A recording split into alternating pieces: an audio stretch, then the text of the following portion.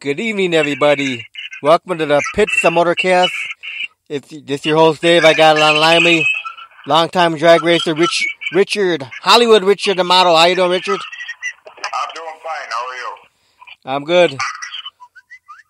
So, Richard, when did your long career in drag racing begin?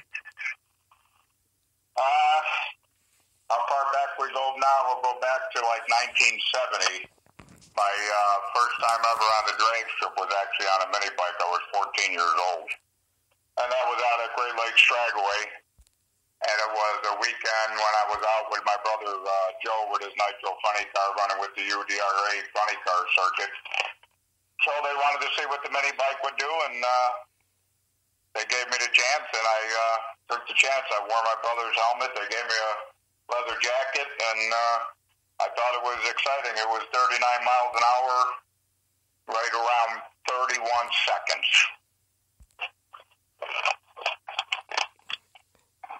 Then what did you start racing after that? Back in 1990.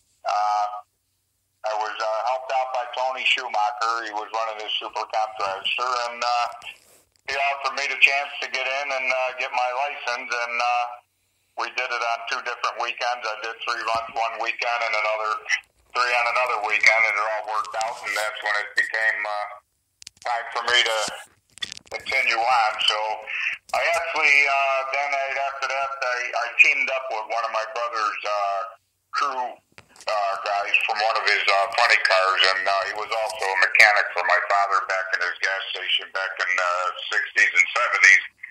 And he wanted to get together, so we went down to Nebraska. We went to a chassis shop, ordered a brand new Super Comp dragster, and came back with it when it was ready, and I traveled the Midwest states for the first 8.5 years with my partner, Rich Kaznick.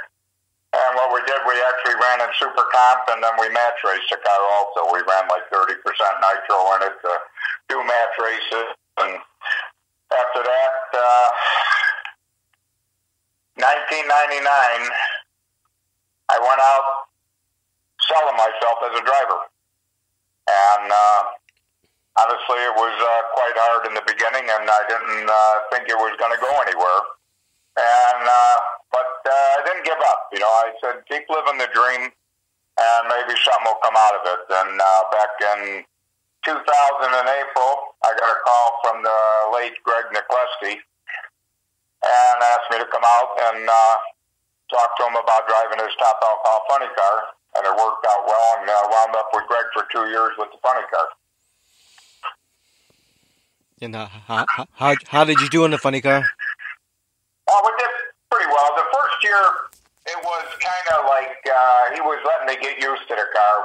We were going out making runs with it. We did some match races, went to a couple events.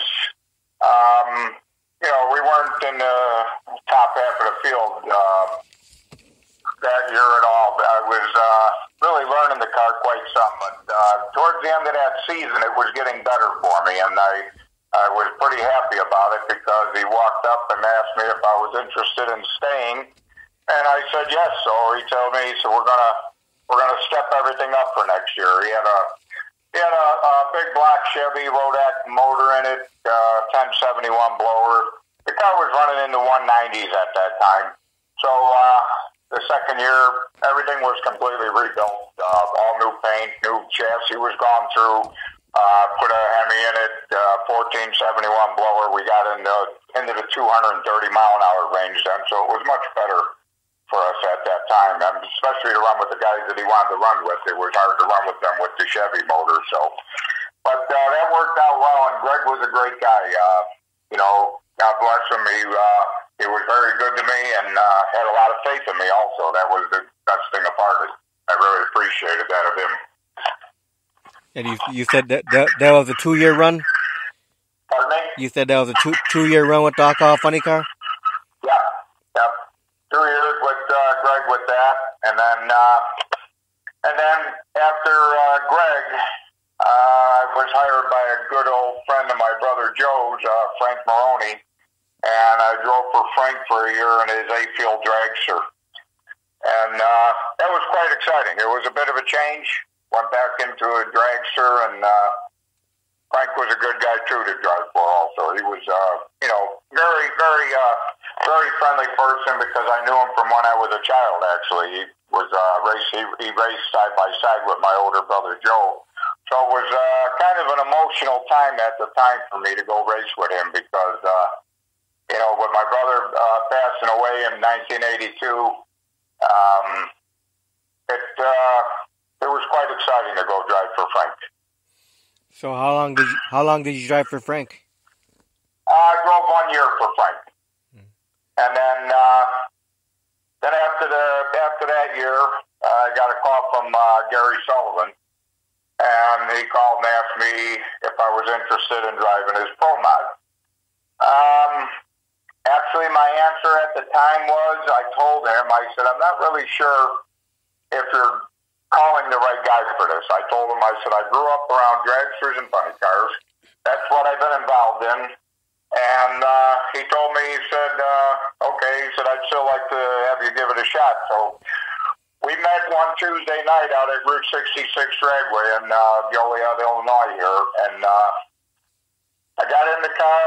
I sat in it for a while, kind of recorded the whole inside of the car in my head. And once I knew I had everything inside my head and I was ready, we went out and made the first run. And actually, I took it in the stride the way I wanted to. I didn't want to set the night on fire, being that it was my first time getting into a door car, okay? And it was quite different for me in there. So what I did was I did the burnout. I backed up, pre-staged, brought the RPMs up, bumped it into the stage, left with the car. It left really well, and I was really surprised how nice the car was handling. Shift light came on. I shift second gear. When the shift light came on for third, I just took my foot out of it and I let it roll through. And I wanted to make sure that I had a full handle on the car. But we went there. They came down and got me at the end of the track, and Gary had a smile on his face. And I thought, well, this looks good already. But I don't count my chickens before they hatch. I said, you really need to keep yourself focused in cars, especially like that one. And so we went back into the pits, and he talked to me for a little bit, and he asked me what I thought, and I told him, I said, it's a very powerful car, and it seems like a good car. So they went over the motor, and they checked everything out, and they asked me, so he told me, he said, when you're ready, you tell me. So I went one more time, sat back in the car, and I looked up at him, I said, let's go do it. And it wound up being quite an exciting run because went back up there. I think I was really, really fired up on this run because after the burnout, I was really adrenaline pumped, and I was just ready to get in there. And once that car was staged and I left, it was on such a nice path. I had it through my mind, pull second gear, see how it is, and it was right there when the shift light came on. Third, I pulled third. It was on such a good run. I took it on through and come down to the end of the track, and all the guys, the crew guys, and Gary come down, and Gary looked at me. He says, "You just made the fastest run ever in my car." He said, "Plus you cut a 000 light. I don't know how you did it." I said, "I don't either. I probably, like I said, it was just a very high-strung run for me, but it was exciting." Then I stayed with Gary and ran for the rest of that season with them, and then a shot came up for the car to run in Super Chevy to run with the Nitro Coupes. So we took a shot at it, and when we went down to Route 66 to Super Chevy, it was 9 cars, 9 Nitro Coupes, only 8